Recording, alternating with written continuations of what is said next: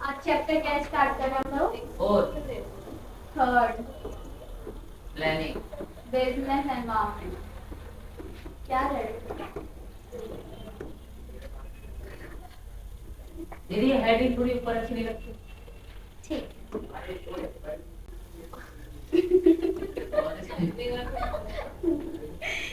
अब ठीक है। बिजनेस एनवायरनमेंट का क्या मतलब होता है? आप जल्दी जल्दी सुन लेना क्योंकि एक दिन का चैप्टर है, एक दिन में खत्म हो जाएगा।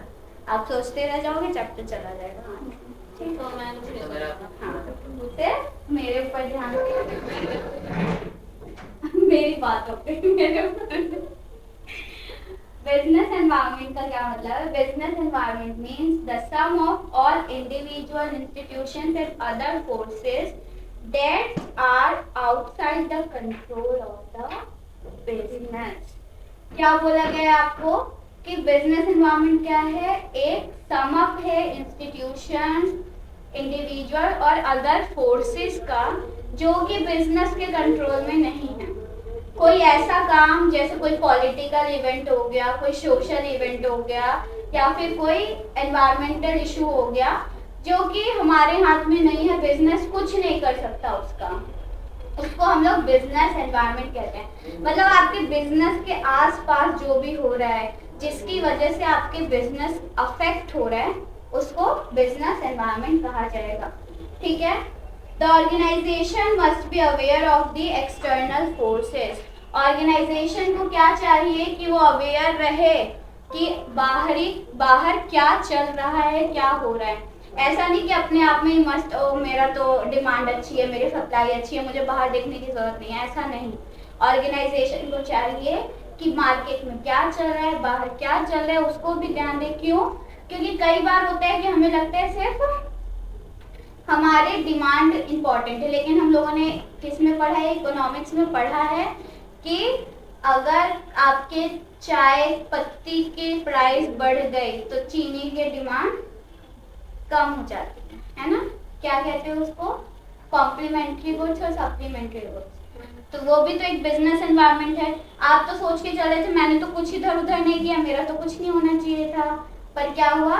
किसी और चीज के प्राइस बढ़ने की वजह से आपकी भी डिमांड कम हो गई। तो इसलिए आपको सारे एक्सटर्नल फोर्सेस, बाहर क्या चल रहा है, किस तरीके से चल रहा है, सब कुछ ध्यान देना होगा।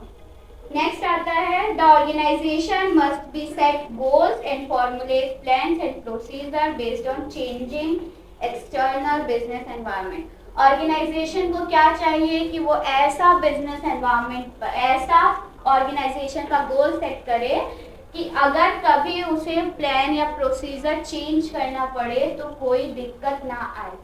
मान लो कि अब तो सारी ऑर्गेनाइजेशन ने कोरोना का एक एग्जांपल ले लिया, उसके हिसाब से प्लान सेट कर दिया कि कभी भी हमें ऑनलाइन काम करवाना पड़ सकता है, वर्क फ्रॉम होम करवाना पड़ सकता है, तो किस तरीके से काम करेंगे। जो ऑर्गेनाइजेशन उसके लिए तैयार नहीं थी, आपने देखा कि बहुत सारे एम्प्लॉयज को उन्हें निकालना पड़ा। ठीक है। तो ऑर्गेनाइजेशन को क्या चाहिए कि वो ऐसे गोल सेट करे कि अगर बाहर कोई दिक्कत आती है या ऑर्गेनाइजेशन में कोई दिक्कत आती है तो वो तुरंत अपने प्लान्स या प्रोसीजर्स को चेंज कर सके ताकि उसके डिमांड सप्लाई पे कोई असर ना पड़े। ये था हमारा बिजनेस एनवायरनमेंट कॉन्सेप्ट। समझ में आया क्या था? ठीक है। अब फीचर्स क्या है इसके? आपको सिर्फ क्या क्या पढ़ना है? बिजनेस एनवायरनमेंट का कॉन्सेप्ट, फीचर्स, इंपॉर्टेंस पढ़नी है, डायमेंशंस पढ़ना है और डिमोनेटाइजेशन पढ़ना है। ठीक है। तो फीचर क्या है? सबसे पहला इसका totality of external forces. Totality of external forces का क्या मतलब है? फीचर मतलब क्या होता है कि बिजनेस एनवायरनमेंट के खूबियां क्या क्या है, या उसका खूब जरूरी नहीं कि फीचर हमेशा खूबियां ही हो। चाबी क्या है? मतलब फीचर कहते हैं ना, इंसान का फीचर लंबा है, छोटा है, मोटा है, पतला है, तो नेचर हो गया। फीचर ठीक है। तो पहला क्या है? Totality of external forces. Totality of external forces का क्या मतलब है? जो हमने फर्स्ट लाइन पढ़ी थी कि बहुत सारे एक्सटर्नल फोर्सेस का सम बिजनेस एनवायरनमेंट है, तो उसी को एक हेडिंग दे दी गई है, totality of business external forces. मतलब कि बहुत सारे एक्सटर्नल फोर्सेस का सम अप हमारा बिजनेस एनवायरनमेंट होता है। ठीक है, पहला। दूसरा क्या है आपका, specific and general forces. Book चाहिए?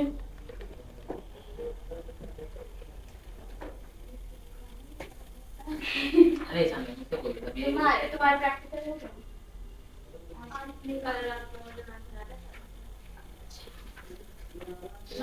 इतनी ठंड में जाके भी क्या करोगे? आप तो कितनी बढ़िया धूप थी कल भी थी। आज सुबह थी। कल सुबह कितना तेज कोहरा था, देखा आपने? सही बात, आप बिस्तर में रहते गर्मा गर्मी। सुबह 7 बजे बुलाया था पापियों ने मुझे। आप बोल रही आदत 5 बजे पहले उठती नहीं थी, तुम्हारी तरह मैं स्कूल नहीं गई हूँ 12th तक, बताना जरा। तो आप 12th क्या 5 बजे? और क्या मेरी तो बस यहाँ 6 बजे आ जाती थी, तो बताओ मुझे कब उठना पड़ेगा तैयार होने के लिए? बस नहीं, प्रैक्टिकल देने के लिए तो मेरा टाइम था कि 8-9 बजे पहुँचना। स्कूल तो 6 बजे की बस यहाँ पे पहुँच जाएगी, नींद नहीं पकड़ गर्मियों में तो 4 बजे उठ जाओ कोई दिक्कत नहीं, पर सर्दियों में उठ के दिखाओ 5 बजे 7 बजे 8 बजे नहीं होते थे 12th में ठंडियों में, ये बताओ तुम्हारी तरह में। मैं तो नहीं जा रहा तो चलो आगे पढ़ते हैं। Specific and general forces. Specific and general forces का क्या मतलब है कि ऑर्गेनाइजेशन के जो बिजनेस एनवायरनमेंट है वो कुछ स्पेसिफिक फोर्सेस की वजह से इफेक्ट होता है और कुछ जनरल फोर्सेस की। स्पेसिफिक फोर्सेस वो फोर्सेस होते हैं जो सिर्फ आपकी ऑर्गेनाइजेशन को इफेक्ट करते हैं, जिसको हम लोग इंटरनल फोर्सेस भी कह सकते हैं। और जनरल फोर्सेस क्या हुआ है, वैसी फोर्सेस जो आपकी ऑर्गेनाइजेशन के साथ बाकी ऑर्गेनाइजेशन को भी इफेक्ट करें, उन्हें हम लोग जनरल फोर्सेस कहते हैं। जैसे सोशल या फिर एनवायरमेंटल हो गया, या सोशल हो गया, या फिर पॉलिटिकल हो गया। तो अगर ये कोई फोर्स आता है आपके उसमें, तो वो तो अकेले आपके बिजनेस को तो इफेक्ट नहीं करेगा, सारे आपके आसपास जितने बिजनेस है सबको इफेक्ट करेगा, तो वो हमारा हो गया जनरल फोर्स। और स्पेसिफिक मतलब आपके इंटरनली कुछ ऐसा हुआ जिसकी वजह से आपका बिजनेस इफेक्ट हो गया। इंटरनली मतलब जैसे आग लग जाना, अनसर्टेनिटी कोई ऐसी हो गई, आग लग गई, या फिर इन्वेस्टर्स ने छोड़ दिया, या फिर कोई चोरी हो गई, किसी हमारे अकाउंटेंट ने कोई धोखा दे दिया हमें, हमारे पैसे लेके भाग गया वो। तो ऐसी अनसर्टेनिटीज की वजह से भी हमारा बिजनेस मतलब अफेक्ट हो सकता है। ठीक है, नेक्स्ट आता है हम लोगों का इंटर रिलेटेडनेस। इंटर रिलेटेडनेस जो मैंने अभी आपसे बात कही कि कई बार होता है कि आप किसी और चीज के डिमांड बढ़ने की वजह से किसी और चीज के प्राइस या डिमांड बढ़ने की वजह से आपके ऑर्गेनाइजेशन के प्रोडक्ट की डिमांड या प्राइस में कोई डिफरेंस आना। जैसे आजकल बहुत ज्यादा होता है ना जिम जाने का, कि जिम जाएंगे। तो अभी क्या हम लोगों को सामने देख के क्या लगता है कि जिम जाने का मतलब है कि जिम वालों के पैसे बढ़ रहे हैं, पर उसके साथ साथ किस के पैसे बढ़ रहे हैं, प्रोटीन वाले के पैसे बढ़ रहे हैं, और जो भी आप हेल्दी खाना खाते हो, डाइट फॉलो करते हो, है ना। तो सामने से तो देख के लग रहा है कि लोग जिम जा रहे हैं, तो जिम वालों के जिम के बिजनेस में पैसे नहीं, उसके साथ जो प्रोटीन लेते हैं, जो वो डाइट लेते हैं, उसमें भी तो हो रहा है ना। तो बिजनेस एनवायरनमेंट का एक फीचर क्या है कि वो इंटर रिलेटेड होती है, किसी और चीज की वजह से आपके बिजनेस की भी डिमांड घट या बढ़ सकती है। नेक्स्ट आता है डायनामिक। डायनामिक मतलब चेंज होता रहना। बिजनेस एनवायरनमेंट क्या है, एक डायनामिक नेचर है जो कभी भी चेंज हो सकता है किसी भी फैक्टर की वजह से। अनसर्टेनिटी क्या होती है, आप कभी भी फ्यूचर प्रेडिक्ट नहीं कर सकते। फ्यूचर प्रेडिक्ट करने का मतलब अभी आपको नहीं पता कि कब कोई दूसरी बीमारी आ जाए, कब कोई चाइना वाले कुछ और खा ले, 8 बजे नोटबंदी हो जाए, हाँ, क्या पता आपकी रेड लग जाती कंपनी, या फिर कोई दूसरी कुछ ऐसी चीज खा ले चाइना वाले की फिर दूसरी बीमारी आ जाए हमारे पास, चाइना है कर ना। सकती है। मतलब जस्ट एन एग्जांपल कि कुछ भी हो सकता है। आप फ्यूचर को प्रेडिक्ट करके नहीं चल सकते हैं, ठीक है। तो क्या है, बिजनेस एनवायरनमेंट अनसर्टेन भी है। अनसर्टेन मतलब आप पहले से नहीं बता सकते कि क्या हो सकता है। अभी क्या होता है, अब नॉर्मल ड्रेसिंग सेंस चल रहा था, फिर क्या हुआ, बीच में अचानक से फैशन इंडस्ट्री में चेंज आ गया। लड़कियां कोरियन के ड्रामास देख के उनकी तरह ड्रेसेस लेने की सोचती हैं, है ना। तो क्या हुआ, अचानक से फैशन इंडस्ट्री में तुरंत चेंज आ गया। या फिर ये सोच लो कि हाँ, या फिर जैसे राम मंदिर बना है, सब अब कोई भी मंदिर जाएगा तो ट्रेडिशनल पहन के जाएगा, है ना। ऐसे तो नहीं कि जीन्स टॉप में निकल जाओगे। अपने इंडियन की लड़की ऐसी होती है। तुम धोती पहन के जाना, ठीक है। दे देना मुझे धोती, मैं तो पहन के चला जाऊंगा। कितना खुश हो रहा था कि लड़कियां ट्रेडिशनल पहन के जाएंगे, तुम धोती नहीं पहन सकते। पहन सकता हूँ। हाँ, तो ठीक है। तो क्या कहा मैंने कि अनसर्टेन है, कुछ कभी भी कुछ भी हो सकता है, फैशन सेंस चेंज हो सकता है, या फिर कोई बीमारी आने की वजह से कुछ डिमोनेटाइजेशन हो गया, उसकी वजह से भी आप डिमोनेटाइजेशन कैसे हो सकता है? मैंने ये तो नहीं कहा बीमारी की वजह से डिमोनेटाइजेशन। मैंने कहा कि बीमारी की वजह से भी हो सकता है, डिमोनेटाइजेशन की वजह से भी हो सकता है। बीमारी की वजह से। I am so sorry. Okay, next time ध्यान रखना। Yes, cut. ऐसी कैसी बात है जी। नेक्स्ट क्या है आपका, कॉम्प्लेक्सिटी। कॉम्प्लेक्सिटी का मतलब क्या होता है कि समझ पाना आसान नहीं है बिजनेस बिजनेस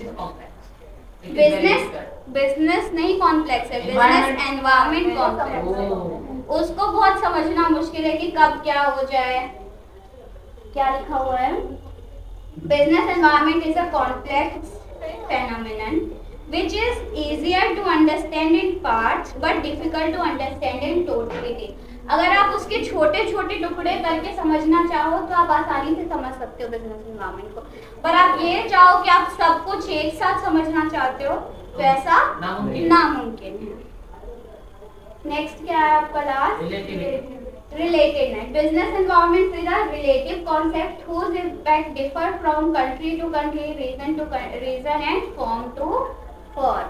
क्या है, बिजनेस एनवायरनमेंट रिलेटेड है, लेकिन इसके क्या हो सकते हैं, इम्पैक्ट अलग अलग कंट्री में अलग अलग तरीके से पड़ सकता है। जैसे इंडिया में अगर आप साड़ियों का बिजनेस करें तो चलेगा, पर वही काम आप फ्रांस में जाके करें तो नहीं चलेगा। क्यों? क्योंकि बिजनेस का फर्क है, बिजनेस एनवायरनमेंट का फर्क है। वहाँ के लोग साड़ियाँ नहीं पहनते, आप यहाँ करोगे तो चल जाएगा, पर वहाँ पे नहीं चलेगा।